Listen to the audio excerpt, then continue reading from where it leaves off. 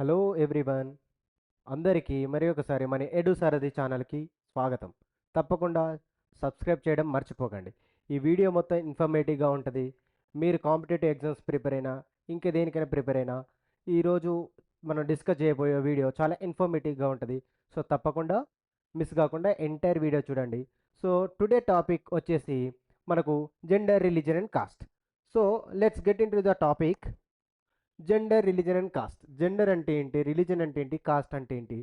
ఇవి ఇమ్మెటీరియల్గా ప్రతి ఒక్క సొసైటీలో ఉన్నవి. ఈరోజు మనం చూసినట్టయితే జెండర్ అనేదైనా, రిలీజన్ అయినా, కాస్ట్ అనేది ఈ హైరార్కీ అంటే డిస్క్రిమినేటివ్ ఎంటిటీస్ లాగా సమాజంలో వర్క్ చేస్తున్నాయి. సో ఫస్ట్ అవర్ టాపిక్ ఏంటంటే జెండర్.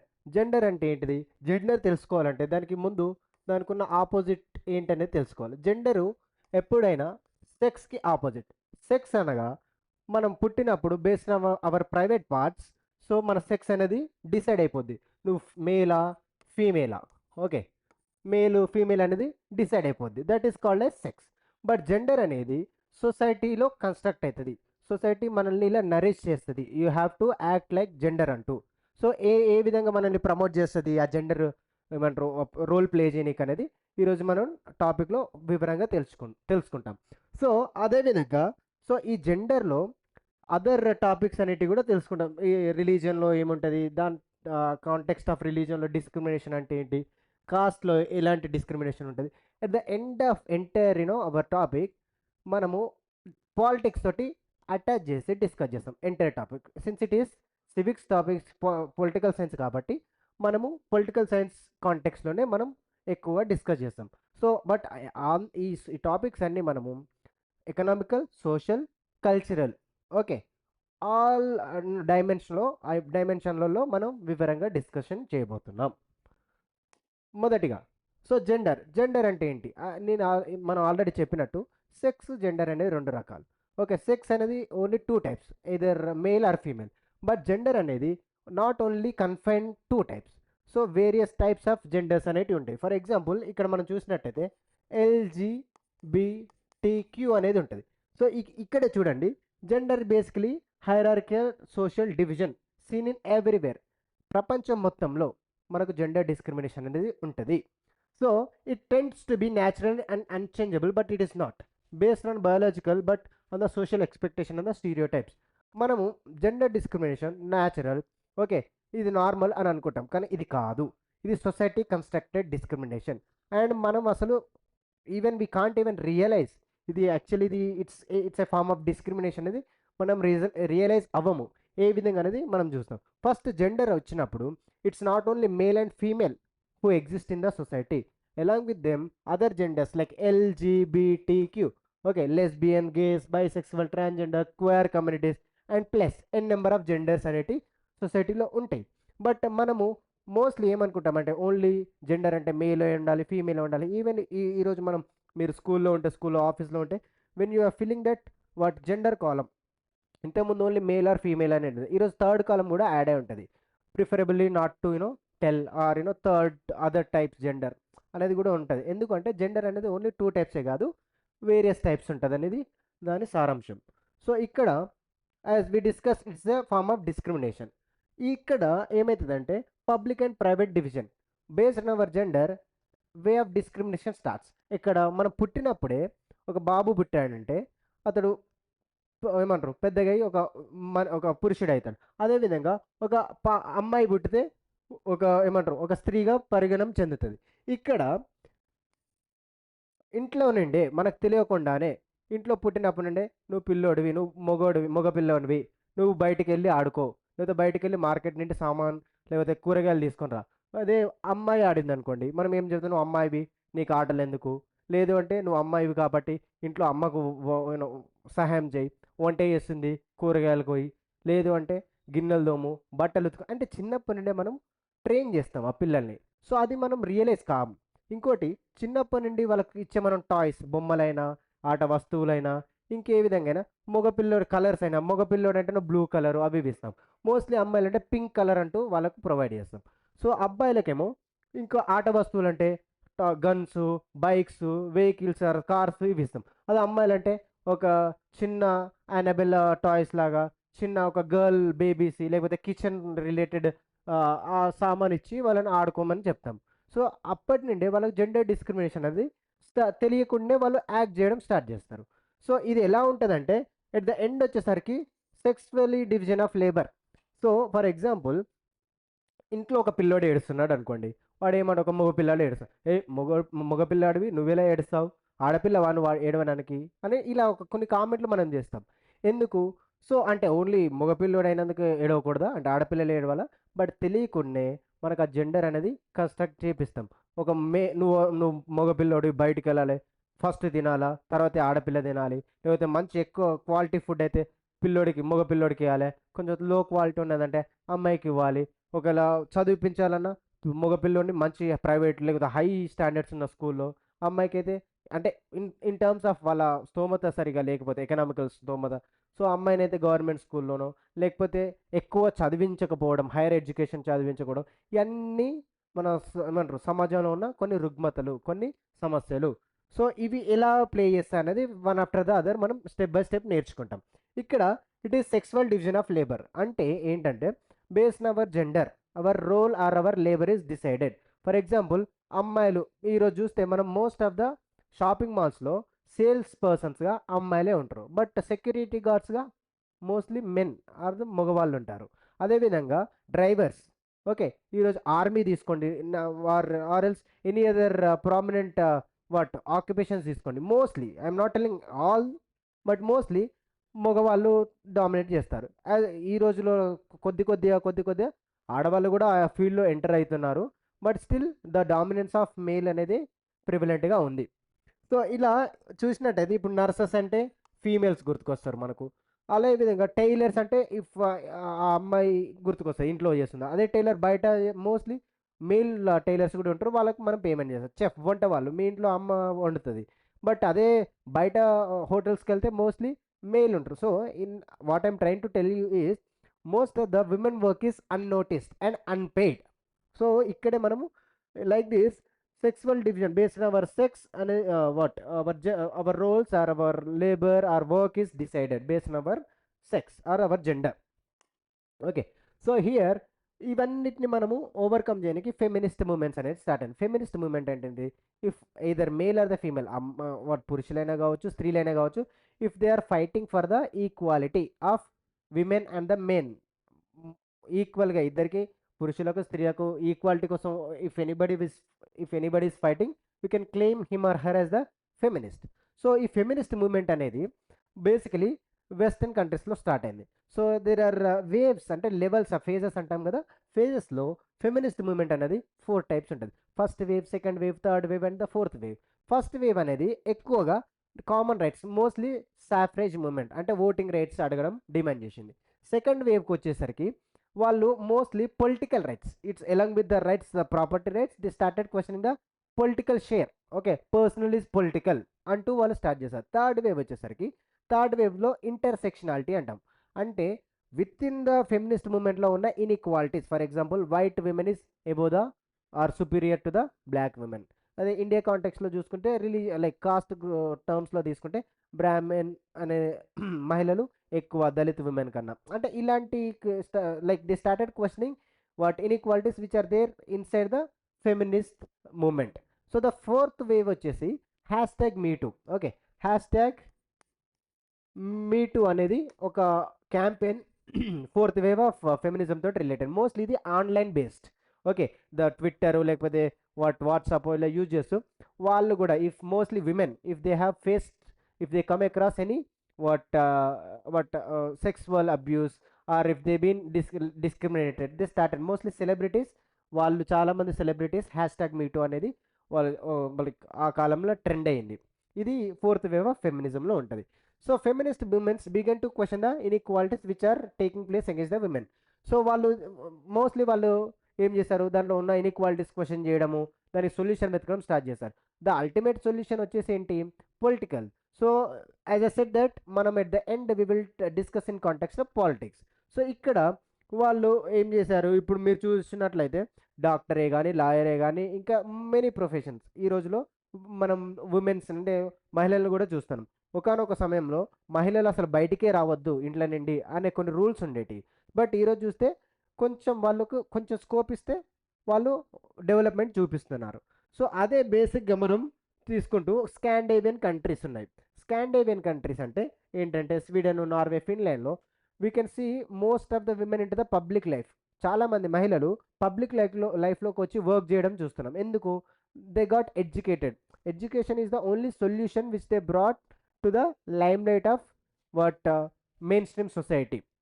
సో అలాగే మన ఇండియాలో కూడా ఎవరైతే ఎడ్యుకేషన్కు ఏమంటారు యాక్సెస్ వచ్చిందో వాళ్ళు స్లోలీగా ఏమంటారు డెవలప్ కావడం మొదలైంది. సో ఇనిషియలీ సొసైటీ ఏమనుకున్నది, వీళ్ళకి సూటబుల్ కాదు, విమెన్ అంటే ఇంట్లో ఉండాలి, వంటింటికే వంటింటికే పరిమితం కావాలి అనేటట్టు ఉండేది.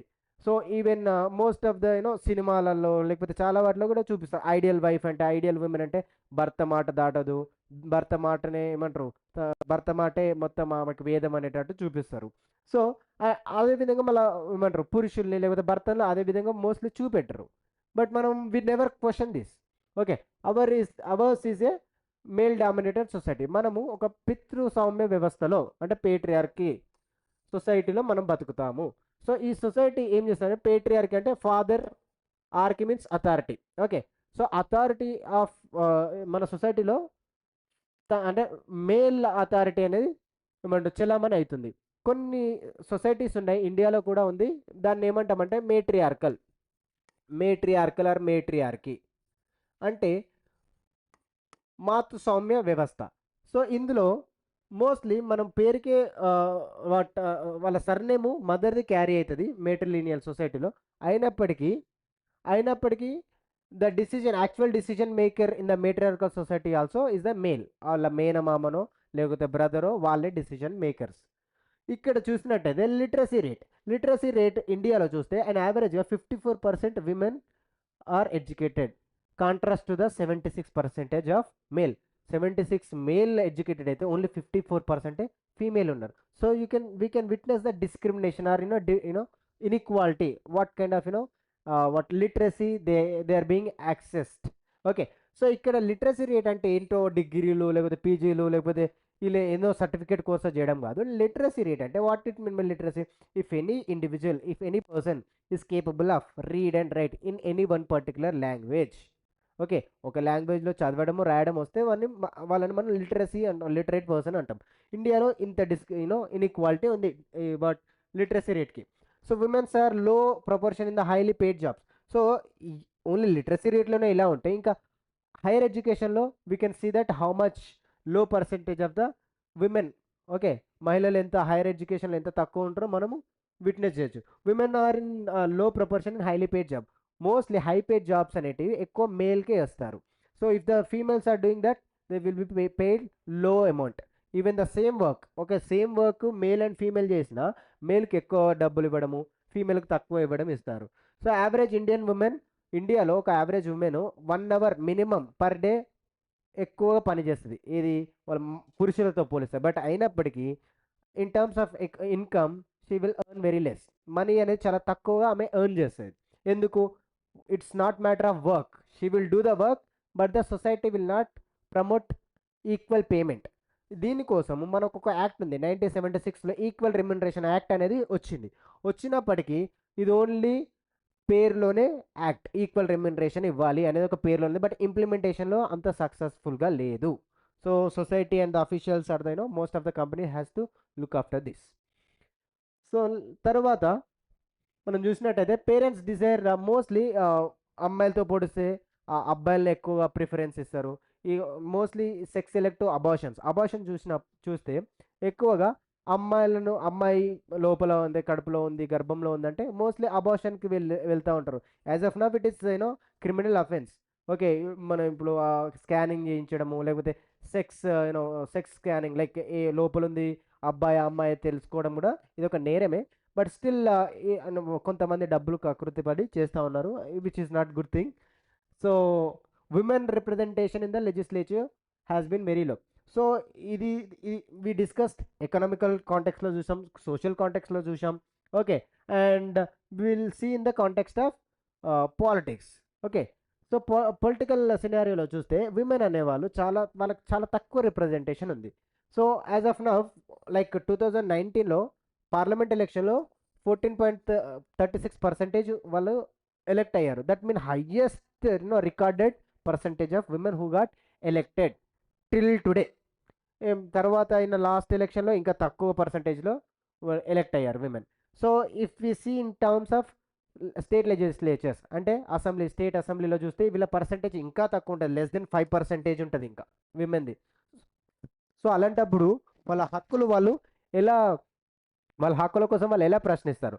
ఓకే, సో ఒకటి ఉంటుంది కదా, political power is the master key. Political power లేకపోతే వేరే ఏమీ మనం చేయలేమని. సో దెన్ వాళ్ళు కూడా వాళ్ళ హక్కులు రికగ్నైజ్ చేయడానికి ఇండియాలో 73rd అండ్ 74th అమెండ్మెంట్ అనేది తీసుకొచ్చారు. ఏంటిది?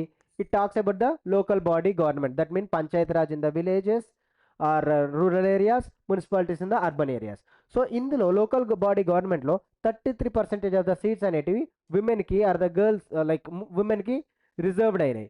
So same kind of what measurement was there, like women's are demanding to be implemented in the parliament and the assembly. So 33% ఎలాగైతే లోకల్ బాడీలో ఉందో అలాగే పార్లమెంట్లో లేకపోతే స్టేట్ లెజిస్లేచర్లో ఇంప్లిమెంట్ చేయాలని ఎప్పటి నుండో డిమాండ్ ఉంది. ఆ బిల్ అనేది పార్లమెంట్లో ఎప్పటి నుండో పెండింగ్లో ఉంది. బట్ రీసెంట్గా I guess 2023 I guess, if I'm not wrong.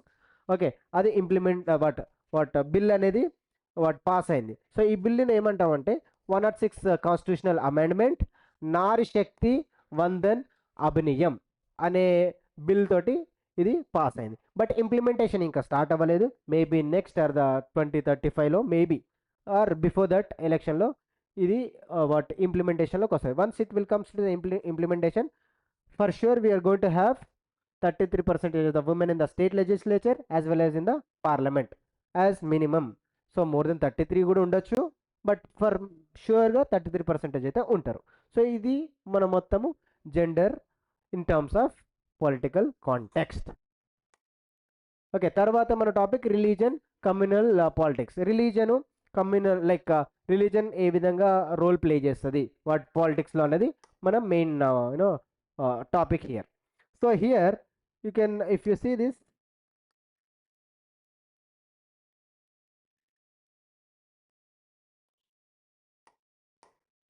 Okay. So ఈరోజు మనం చూసినది even most of the people belong to the same religion, there can be serious differences about the way practice the religion. Gandhiji one said. So even మనం హిందువులమైనా okay, మన way of approach same ఉండదు.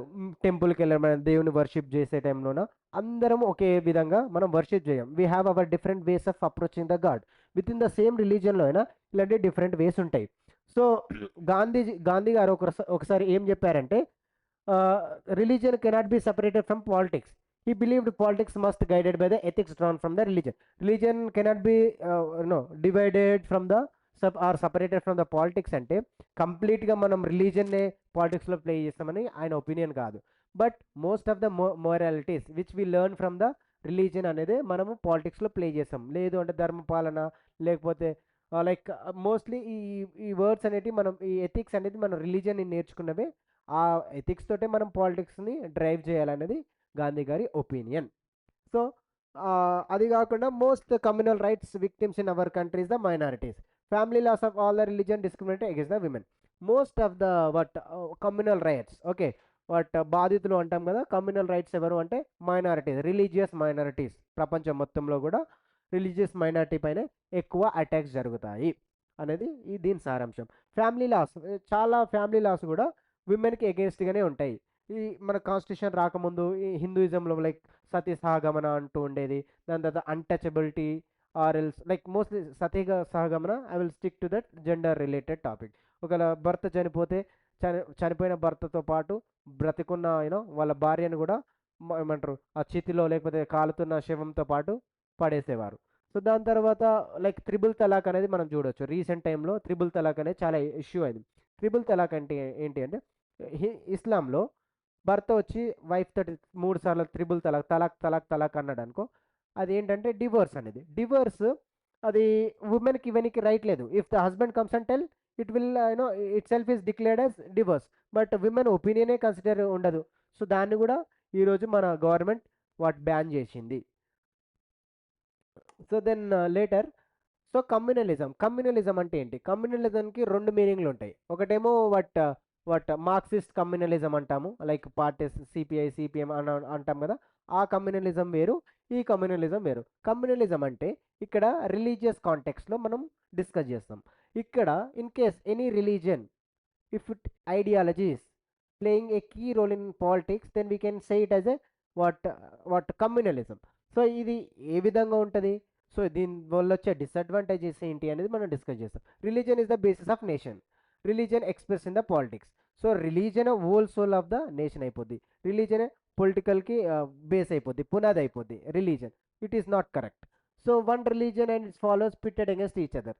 So one religion, మీరు హిందూస్ అందరూ ఒకవైపు, Muslims అందరూ ఒకవైపు, Christians అందరూ ఒకవైపు, సిక్ అంతా ఒకవైపు, బుద్ధిస్టులు అంతా ఒకవైపు.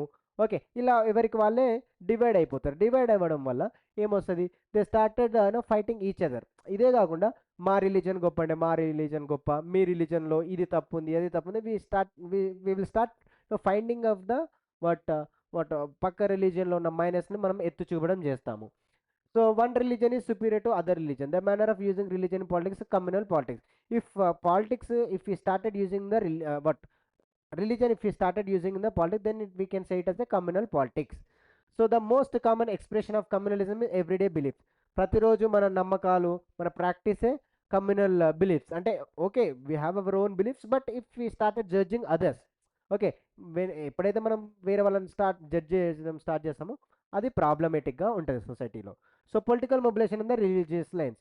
సో మన రిలీజన్ బట్టి పొలిటికల్గా ఓకే వీళ్ళంతా ఒకవైపు వాళ్ళంతా ఒకవైపు అంటూ డిసైడ్ అయిపోతే ప్రాబ్లం అనేది స్టార్ట్ అయిపోద్ది. Communal mind often leads to a worst for the political dominance of one's own religion community. The worst form of it we can witness in the form of communal violence, riots and the massacre.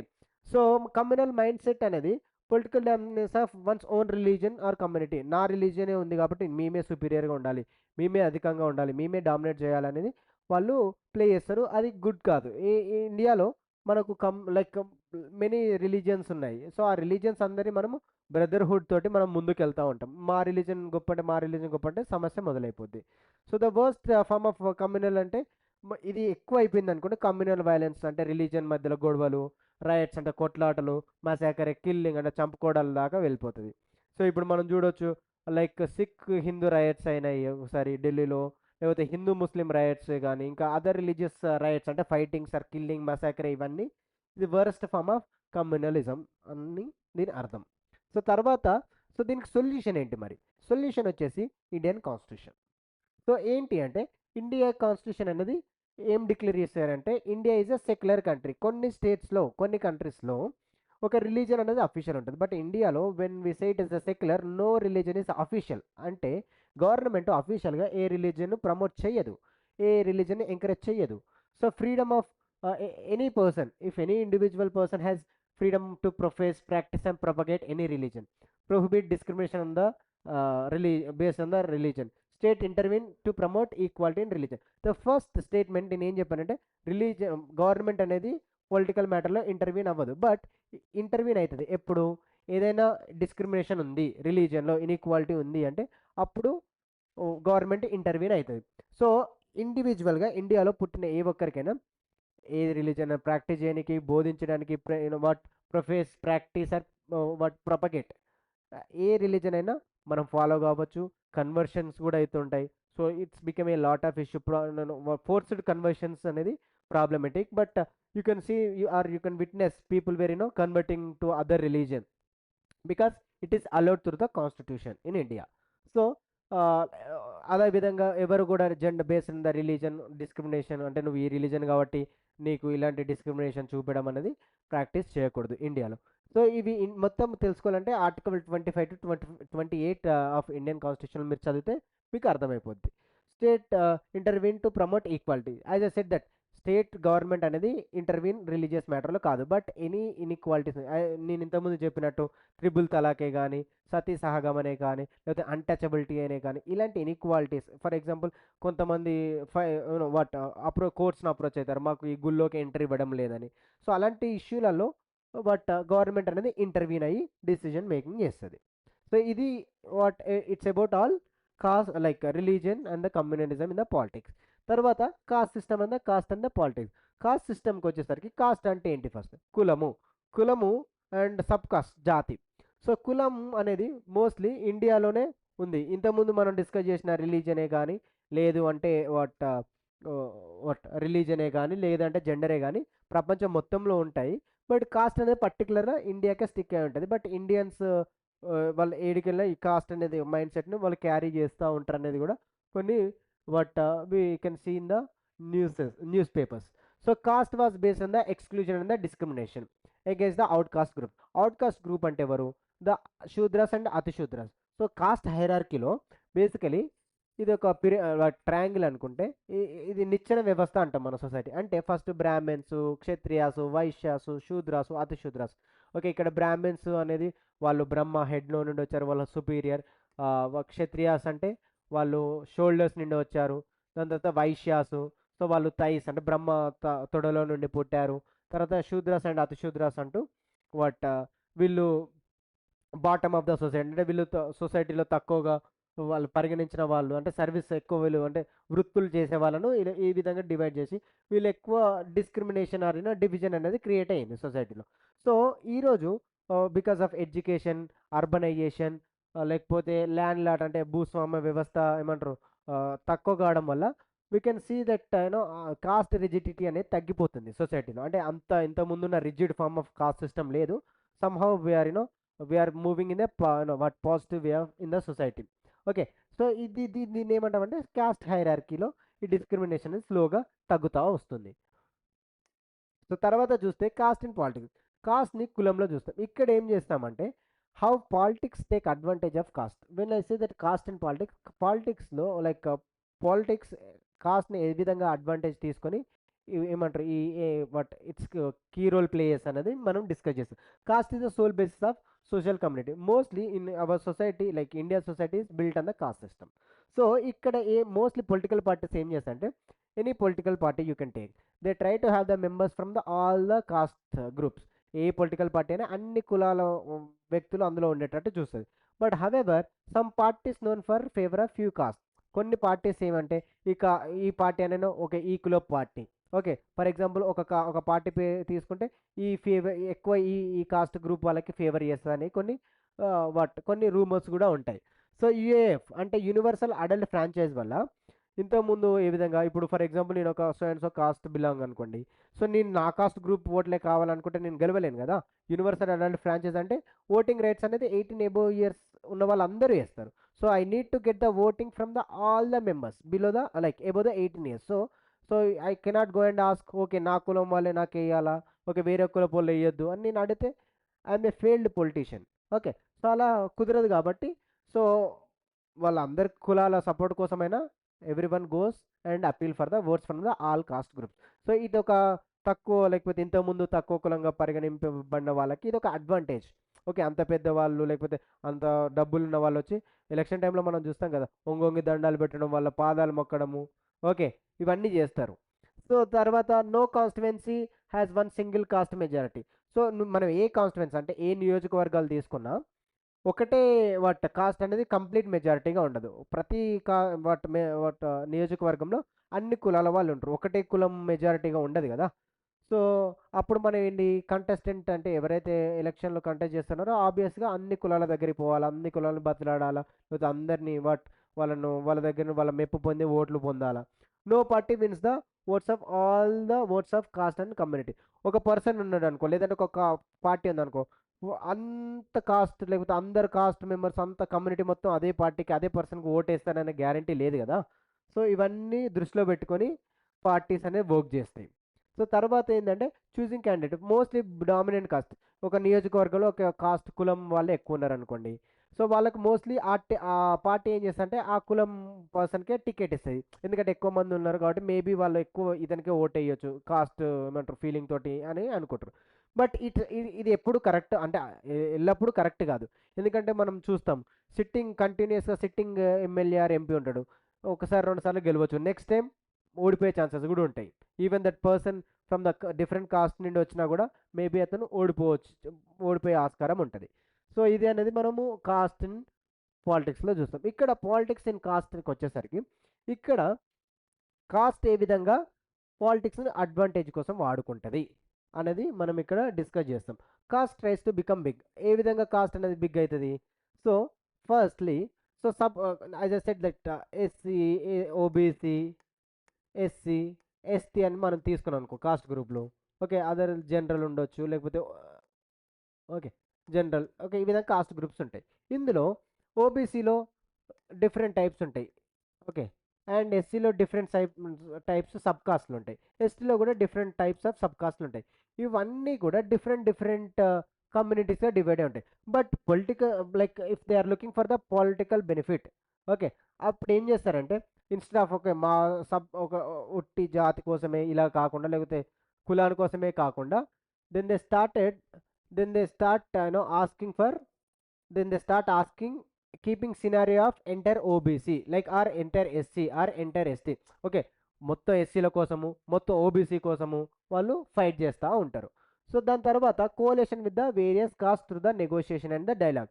So ఇవి ఏం చేస్తారంటే for example SC ఉన్నారనుకోండి, వాళ్ళ వాళ్ళ బలం సరిపోవట్లేదు పొలిటికల్గా, వాళ్ళు ఏం చేస్తారు ఓబీసీ తోటి వాట్ స్ట్రెంత్ అంటే టుగెదర్ ద మనం పని చేద్దాము పొలిటికల్ బెనిఫిట్ కోసం అంటూ వెళ్తారు. లేదంటే ఎస్సీ ఉన్నారు, ఎస్టీస్తో వర్క్ చేయొచ్చు. లేదంటే ఓబీసీ ఉన్నారు, వాళ్ళు ఓబీసీ సపోర్ట్ ఎస్సీ సపోర్ట్ తీసుకొని పొలిటికల్ బెనిఫిట్ కోసం చూస్తారు. So that's to the negotiation and the dialogue తోటి వాళ్ళు కోఆర్డినేషన్ చేసుకుంటారు డిఫరెంట్ కాస్ట్స్.